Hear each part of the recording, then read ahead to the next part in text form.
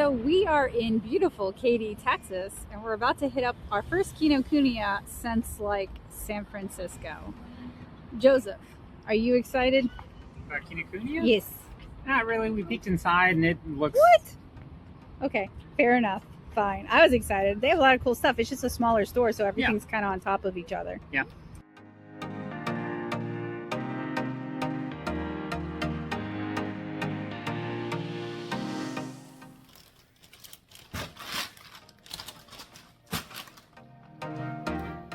So I'm fairly sure that the Kinokuniya that we visited in Katy, Texas is a new Kinokuniya. It is part of a fairly new development of stores and restaurants. So there was a lot of people there and there was kind of a lot of chaos going on, but I think it's because it's like the buzz of a new store. So that Kinokuniya was very dense. They had a lot of stuff. Everything was very on top of each other. I liked it. So I've been to Kinokuniya several times before. Most of my experiences with Kinokuniya have been in San Francisco, San Jose, Los Angeles, as well as in Japan. If you are not aware, Kinokuniya is a Japanese bookstore. They tend to carry Japanese language books as well as manga, as well as special interest books, as well as a lot of stationery. Oh, I've also been to the Kinokuniya in New York.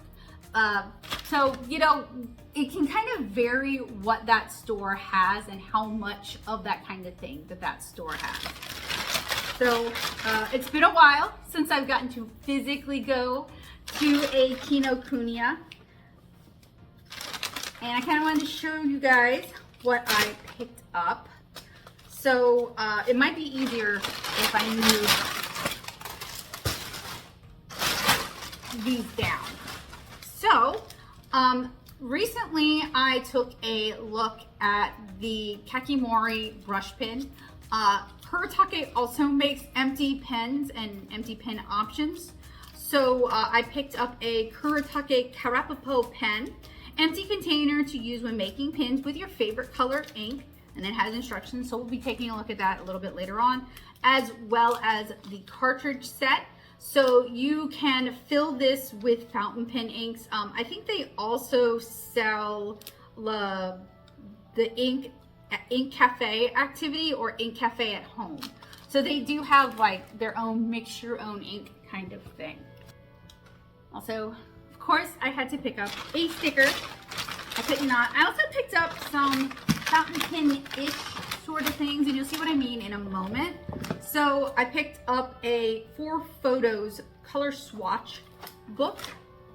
So this is for swatching your inks. It's a way to keep it organized. It's a way to keep it in one place. I also picked up pigment ink in black, as well as a couple of stamps that I thought would be pretty handy for this. So there's a jam jar, which could be handy for swatching inks or for swatching watercolor, because that was kind of what I was thinking. I was picking up stuff that was kind of versatile. And then they also have a very cute little, it's like a tube of watercolor paint. So I thought both of those could make for some super cute watercolor swatches, since I swatch so many watercolors. And pigment ink should be waterproof once it's fully dry. And then I also picked up this really cute cat stamp that should work with that. And it's like just big enough to write a cute little note in it and to make like any paper a little bit more special. Of course, well, I'm kind of debating whether I want to go to the books or show the other stuff. Some more cute note cards. As I mentioned in the Daiso video, my husband and I like to write notes and letters back and forth to each other. So, you know, it was kind of stocking up on that because I'm kind of starting to run through my cards for him. We write to each other a lot. I also picked up Daydream.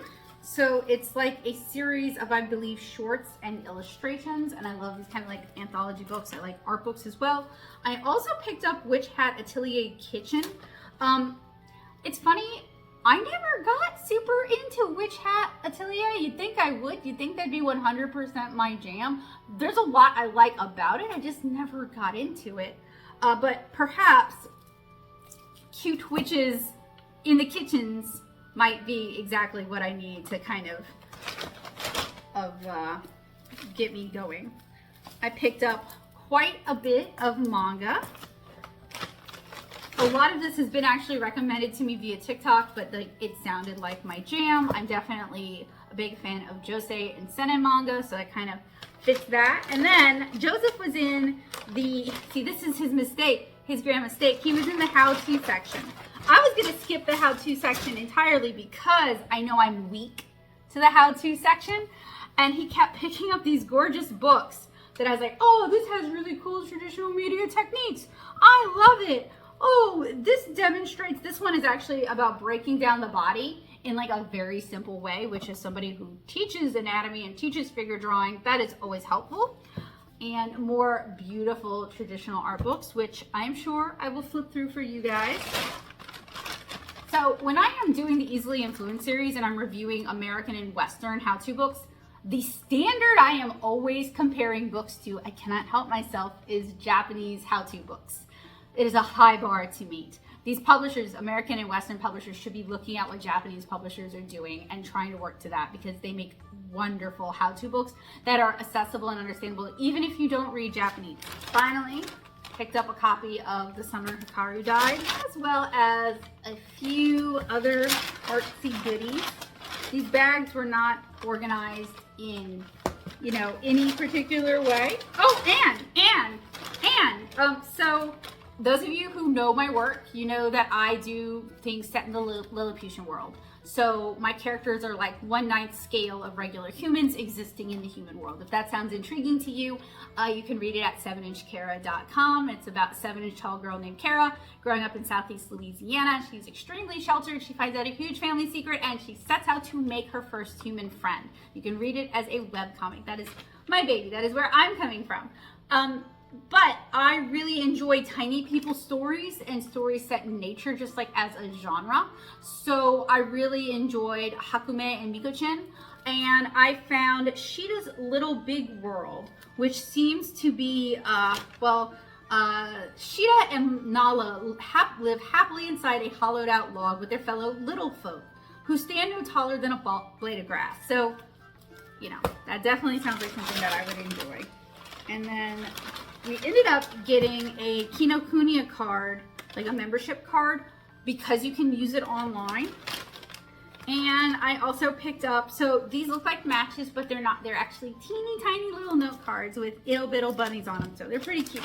But anyway, some of this I will bring to the desktop to show you guys, and some of it I will keep for myself. So I will see you guys over at the desktop. Hello, and welcome to my desktop. So this is a closer look at the things that I picked up from Kinokuniya.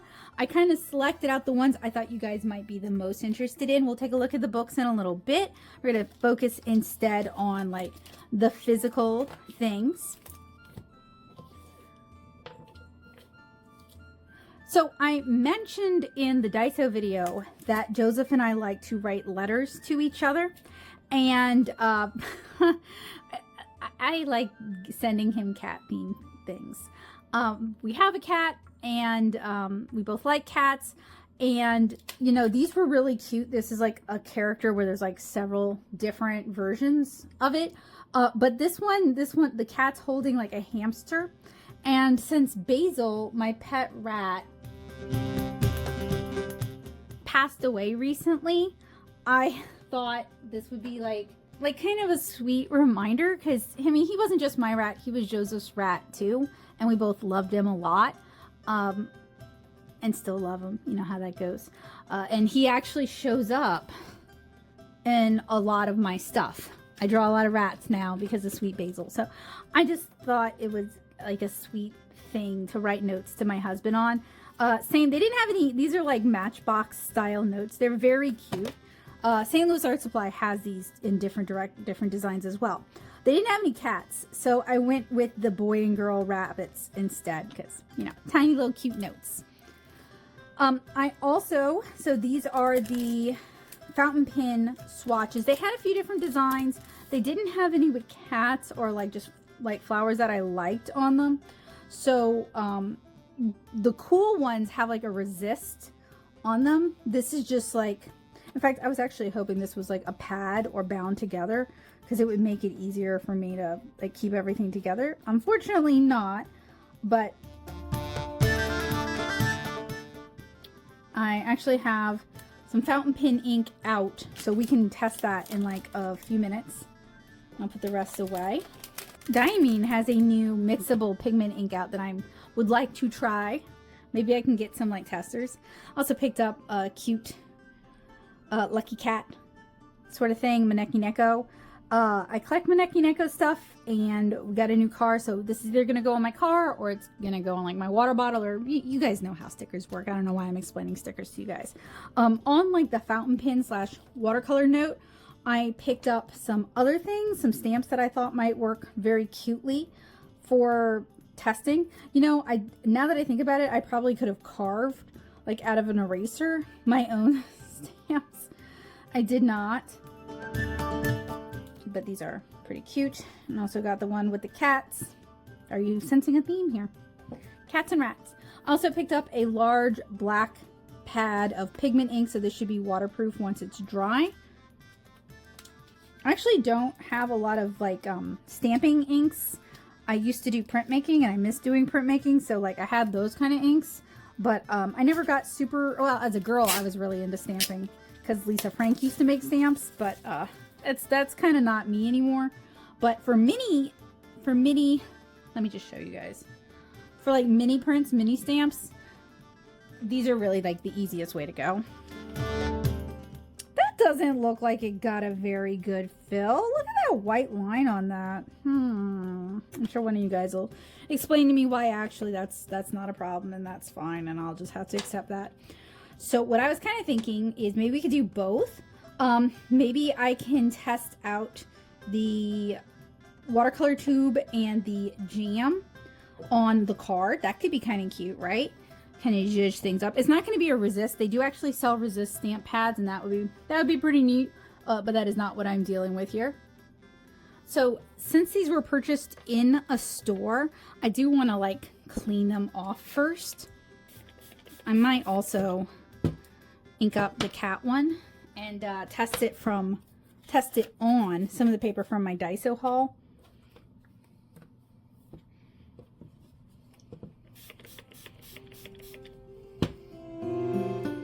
Just gonna give it a quick wipe down. So this is a pigment ink. That means it will be waterproof once it's dry.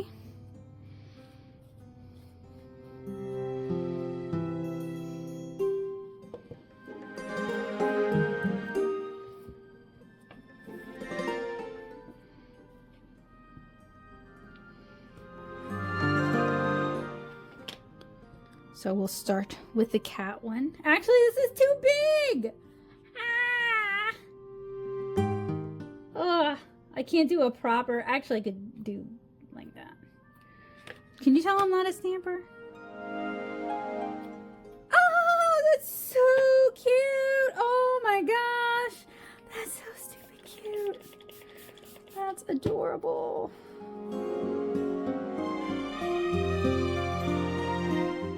I'm sure all the stampers in the audience are like telling me I'm doing it wrong, because I probably am. Last time I did this kind of stamping, I was like 9, 10. And when you're using linoleum stuff, it tends to be like a massive pain to clean up. But I figure if I hit it right now while it's still wet, we can clean it off some. That way we're not going to get like pigment buildup that could like mar how the stamp actually reproduces. I got most of it off. That's so cute.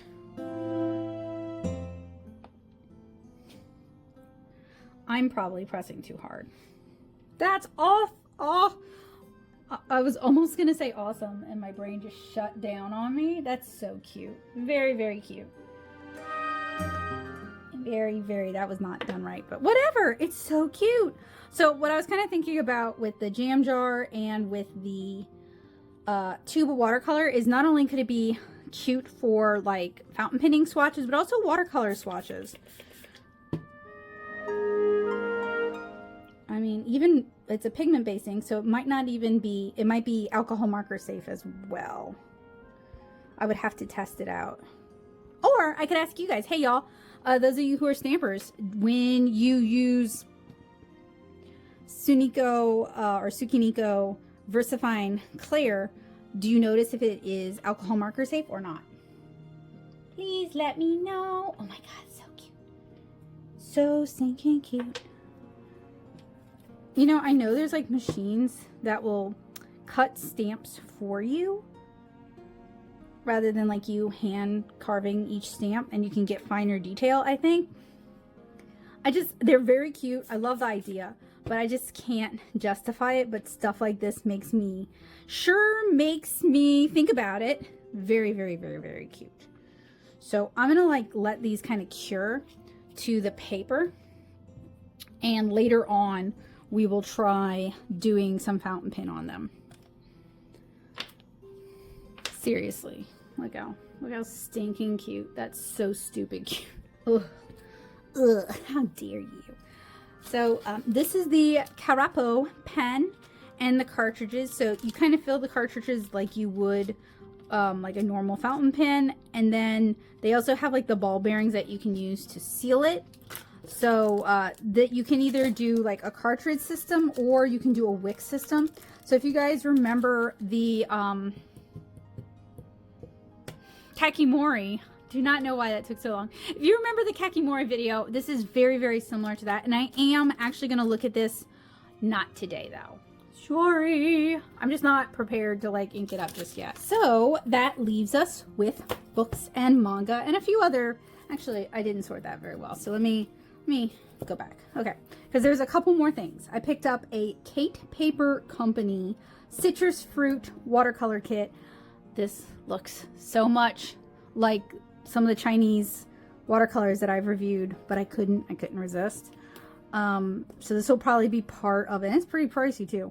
This will probably be part of the Easily Influenced series, because this definitely seems like an easily influenced kind of thing.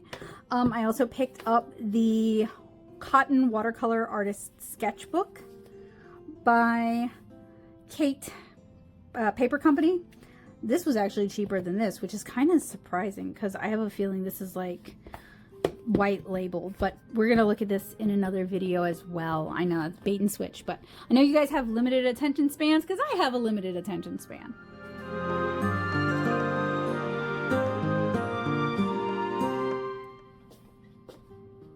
So now we can talk about books and manga with really beautiful art. And they actually had a poster at the front of the store kind of showcasing the art from this. It's so pretty, so I'm really excited about this one. Also, people have been talking about the summer Hikaru died like a lot, and I've been avoiding spoilers, so now I can finally get started on it. And as I mentioned to you guys earlier, I like tiny miniature people stuff. I make tiny miniature people stuff, so of course I wanted to give this a try. It's definitely got Hakume Mikochi vibes, so I'm kind of excited for that. I hope, when I say I hope it's based in reality, I really hope it's like based in with real foraged foods and like real tiny people stuff, because that is my jam. And I've put a lot of research into my own world building, like with Lilliputian Living Volume 1, or I'm sorry, Lilliputian Living Book 1 and Book 2. I put a lot of research into that. So I love when like you've got miniature world stuff by somebody who like has put a lot of thought into that. Also, the Witch Hat Atelier Kitchen Book. All of their manga, or pretty much all of their manga, is wrapped, by the way. So I may unwrap some of these and we can flip through some of them. We also have the Ryoko Kui Daydream Hour. And look how, like, the art is just so cute. Y'all are going to correct me. This is like the Freerin, I'm going to say it wrong, I'm so sorry, artist. And I need to get into it. My husband really likes it and I would probably love it. And I am more of a manga person than I am an anime person. So it's kind of just like, you know, waiting until I have time. But this is more like shorts, so this seems like very much what I would like. Veil has been recommended to me on, oh my God, that is awesome. TikTok keeps recommending this to me. I think they've probably got me figured out to a T. It is about a blind woman, and I'm gonna make myself cry. Sorry, y'all. As somebody who is also disabled, I really like seeing good disability rep in media. my own comics feature ADHD characters. I've been kind of picking at a prose book about a witch who has, it's honestly, she has an immune disorder. It's based off of Sjogren's. So like, I like seeing, wow. Sorry, I did not intend to get like emotional about this stuff, but I like seeing people with different abilities portrayed, like existing and being part of the world. So like, you know, I'm excited for this. So I really hadn't intended to get like emotional about it, but it's something that I think is really important. I personally would love to do more of that kind of work. I would just like to work with like a professional, rather than like acting like I have the ability to speak for anybody who isn't me personally. I actually really don't like a lot of like the ADHD content that floats around, because it's not actually, it's written by people who are created by people who do have ADHD. Okay, we can definitely talk about our own experiences, but a lot of them reach beyond their own scope without actually having the background to do that. And we're not all the same person. So when people give like unilateral advice, I actually really resent it. And I've tried not to do that. When I talk about having ADHD, I always try to really couch it from like my own experiences. So that's why, like, if I were going to work on, so one, like Kara from my comic 7-inch, Kara definitely has ADHD. Her mom also has ADHD. I can't help it. That's what I am. So that's what I write. But Kara is, her personality is very based on like my personality and my friends' personalities at her age. And then her mom is very based on how I am now.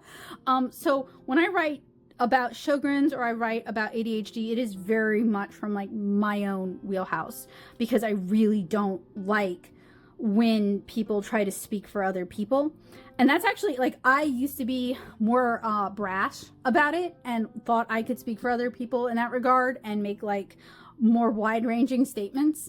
And I have had people like educate me that their experiences are not the same as my experiences, and like this aid that would have like made me feel dehumanized and would have made me feel awful is super helpful for them, and they really love it and they appreciate it. So like, we all have different experiences. So that's, you know, like I like seeing disability in fiction because you can just focus on one person's experiences, rather than a lot of how ability and disability is portrayed in nonfiction, where it's either the advice is so watered down that it's useless, it's like stuff we already knew, or it's speaking for like everybody, and different experiences are going to vary differently. So like, anyway, I'm excited about this book. And then I'm trying to decide if I want to like unwrap these and flip through some of them, or if I want to like show you guys the art books, because these are like pretty wrapped. Also, like my opinions on that are just my opinions. Like, I constantly have people recommending different ADHD creators who are super popular, who I just don't like their content. And they'll be like, oh, I love it. So like, if it's helpful for you, that is phenomenal. I just don't like it. Like, I have to be careful when I used to have a Attitude magazine subscription, but they use generative AI to make their images. And I've actually contacted their AD like 6 times about this. And I've tweeted at them when I use Twitter, and I like messaged them on Threads, and they've never given me a response. So I really tried to give them the benefit of the doubt. But like, my argument was like, I in general find a lot of what you write to be helpful, although it's very much aimed at kids and teens. And you're not really very honest about the fact that it's mostly aimed at parents of kids and teens and not actually aimed at adults with ADHD, although they do have articles for adults with ADHD, to be fair. But like, I wanted them to like make it a point to try and reach out and hire artists with ADHD, because there's so many of us. Art is a very popular job for ADHD people, but like, they never got back to me. And I gave them multiple chances, so I quit giving them my money, because I'm not going to give money to someone who would never hire me ever in a million years to begin with, if that makes sense to you guys. Like, we should be supporting each other, whether they would hire me or not. Like, the fact that they wouldn't respond to my emails, and the fact that they don't seem to be interested in hiring human artists, let alone human artists with ADHD, means it's not a good fit. Which is a shame, because I love Ned Hollowell's books. He has ADHD, his kids have ADHD, and he's a psychologist. So like, when it comes to ADHD stuff, I either like reading own voices where people are only speaking for themselves, or it's somebody who has like a serious background in psychology who also happens to have ADHD.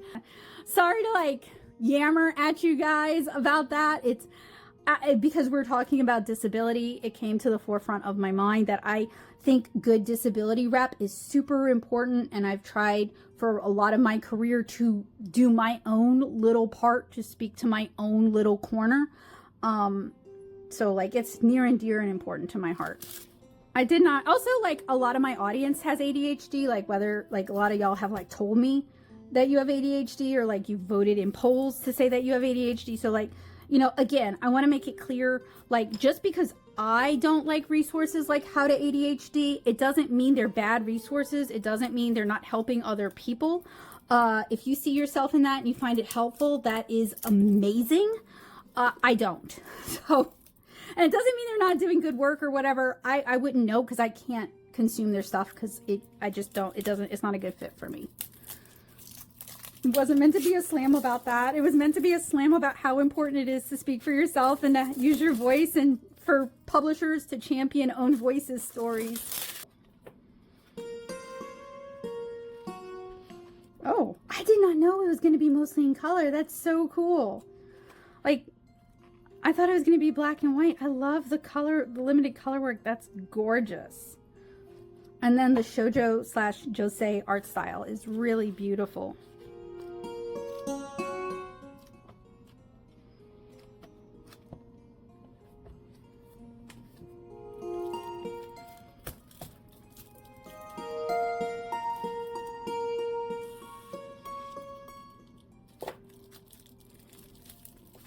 And then it comes with a very cute shikishi board. We don't always get the cute pack-ins like with this one. The Japanese pack-in were these adorable acrylic standees and a sticker sheet.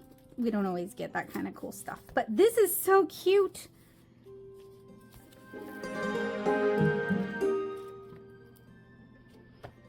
I love how on my all ages channel, like I immediately flip to like the character design pages that are not necessarily, they're not like graphic, but you know, not super all ages friendly necessarily either. Just my luck. I'm not talking while I'm cutting because I have sliced myself that way. Ah, the art is so cute and it has recipes. I love cooking manga, but it has to be real world food, like food you could make in the real world. I'm not super into fantasy food that is not based on any kind of reality. So like Delicious in the Dungeon, everybody says it's great. I just didn't do it for me. Oh, the art is beautiful. Honestly, I kind of appreciate, it seems like these are not talking sentient animals, and I kind of appreciate that. Mostly because like I really value the ability to make connections with animals. They have, those are either rats or mice. I think they must be rats because they're much bigger than these little dudes.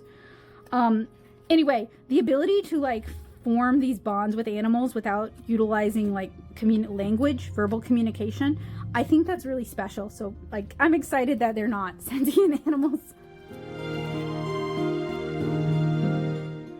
I mean, I do definitely read sentient animal stuff. I grew up on Redwall, so you know, it's not like I don't like it. I'm just excited to see a tiny people story where they can't just like talk to the animals and the animals are just like, yeah, okay.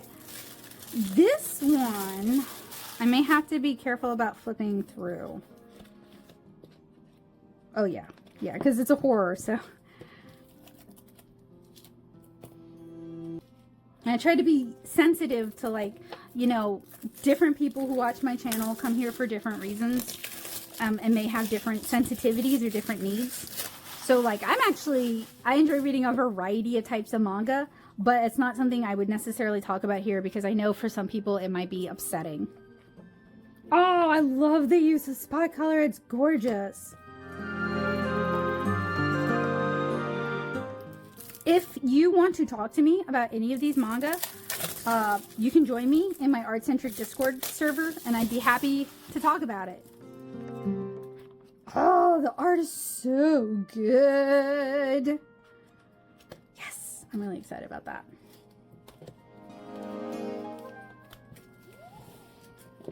And then art books. The one I'm not going to be flipping through is the one on drawing different bodies. Probably for reasons that you guys can understand. So I'm going to go ahead and set that one aside. And hopefully we won't cause any problems with these other three. But these are all in Japanese, which no, I cannot read it. I could use Google Translate to help me out somewhat. I love that. I think this is them talking about, oh no, that's a shame because they're talking about art supplies, which is one of my like favorite things.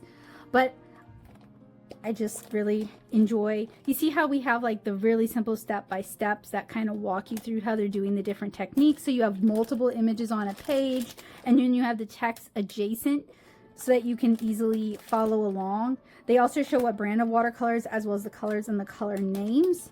You get that nice big photo at the beginning that kind of like gets you prepared for some of the techniques. And they're not trying to, I think, walk you through every technique ever. I think they're just like trying to special focus. So this isn't necessarily a project-based book. And we have some really beautiful like spot illustrations. And they show you the line art. And they also show you the development process a bit. And then they get in there and like show you the details. I'm really excited about these. I'm gonna have to pull Google Translate out because I think they're using gouache here. And then they even have an interview with the artist.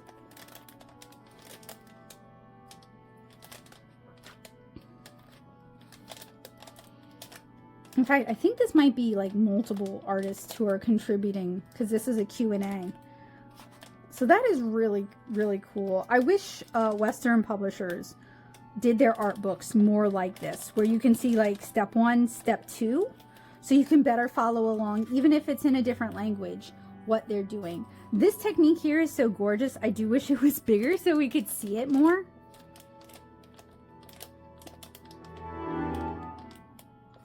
Oh, they're using the Art Nouveau set. That's cool. It'll be interesting to pick up some, because I'm familiar with that set, to pick up some techniques. This all is either gouache or it's acrylic. Oh my gosh, they're using like a basic color set, so they must have done a lot of mixing to get all these beautiful pastels. Oh, and they use alcohol. Nope, that's the liner pen. Never mind. There's another book I think I picked up where they're using alcohol marker inks.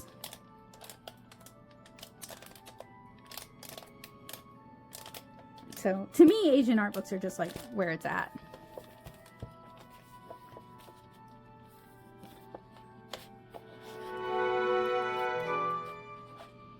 Like, not only is the art gorgeous, and the point isn't to teach you like step 1, step 2, step 3, like this is a project. Instead, it's to showcase different techniques that they're using, which I kind of personally think is a little bit more applicable if you're already an illustrator who already has their own art style. Like, you might be wanting to learn some cool new techniques like this for getting this really soft blend. You paint it in with water first, and then you dip in the color.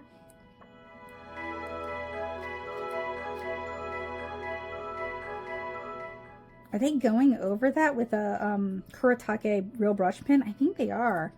That's neat.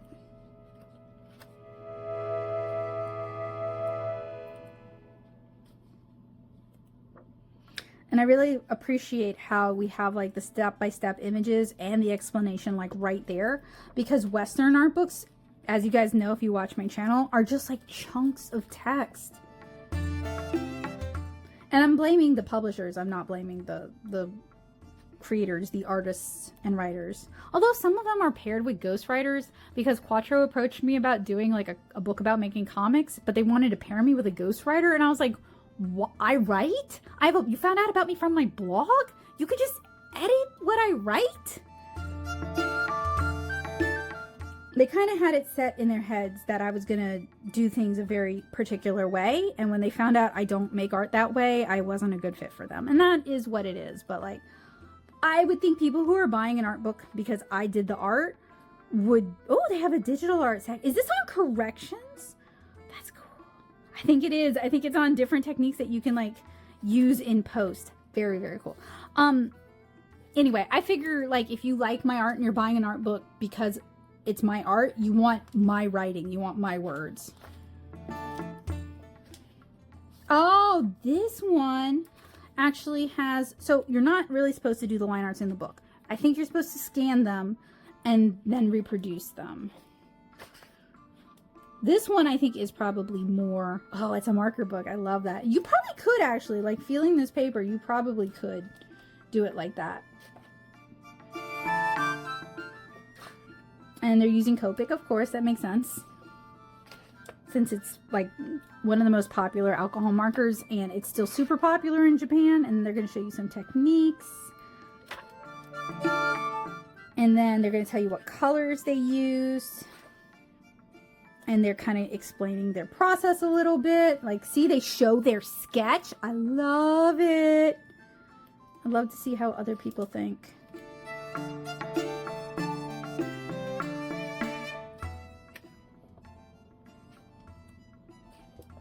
Love to see the sketches and how it develops. Like that's what I want to see from more Western art books, is their thought process. I love this. It's like a rough digital sketch to capture the vibe and the colors. Also takes some of the pressure off, because some people think that an illustration is like perfect from concept to execution. They even show their marker storage, see?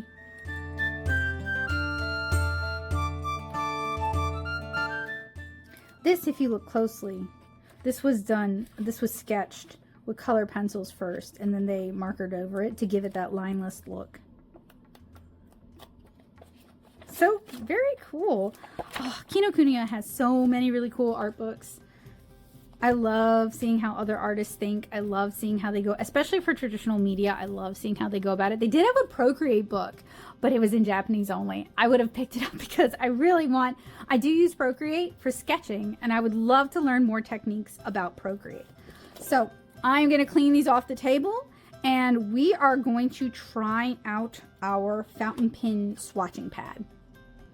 Okay, so time to test out the fountain pen ink on our fountain pen pad with our stamps. So I'm going to start with the Kakimori Tototo ink.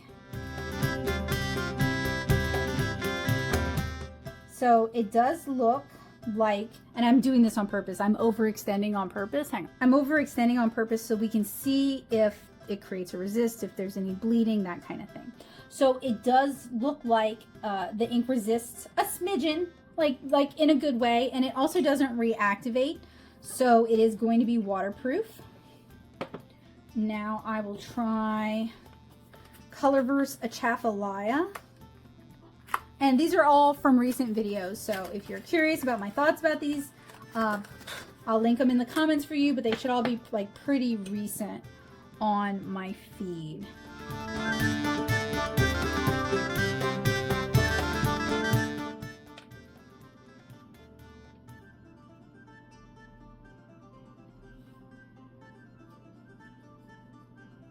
This takes the Achafalaya fountain pen ink beautifully.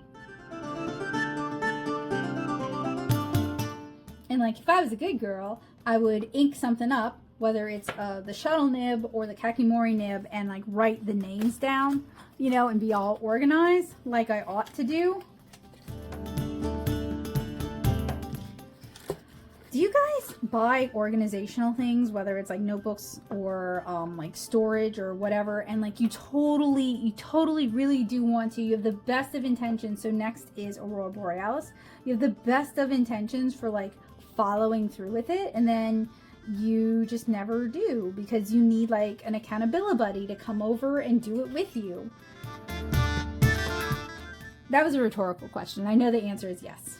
And that was Aurora Borealis. So this paper, as one would expect, takes fountain pen ink beautifully. We can see some of the nuance to the color.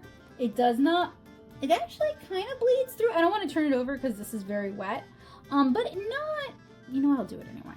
See what I mean? It kind of bled through where the stamp was, which is unusual, but I'm not getting any reactivation issues. So the VersaFine Clear does work with fountain pen ink to make these cute little swatches, you know, the kind that you've seen much more aesthetic YouTubers than me. I actually already brought my books to the other room, so they're just not going to be part of this end segment. But Kinokuniya has some really cute stuff. They also had like a bunch of Sailor fountain pens in the case. So if you're looking for like higher end fountain pen stuff, Kinokuniya has Japanese higher end fountain pen stuff. They have some really adorable stationery supplies, way more than what I'm showing you here. And then they also have a massive manga selection. But my favorite, the thing that they are doing that you can't really easily find anywhere else in the US, is the art books and the how-to art books. The Japanese art books are beautiful, and I love that a lot of them focus on traditional media skills, because that is my jam. Cartoony art plus traditional media, my jam. So I really enjoy going to Kinokuniya. It's definitely a place for impulse buying and for indulging. And we did actually end up getting as I mentioned earlier, a Kinokuniya membership card. Those are about $25, so that is kind of an investment there. So hopefully we'll be ordering some things from Kinokuniya online to make it worth it.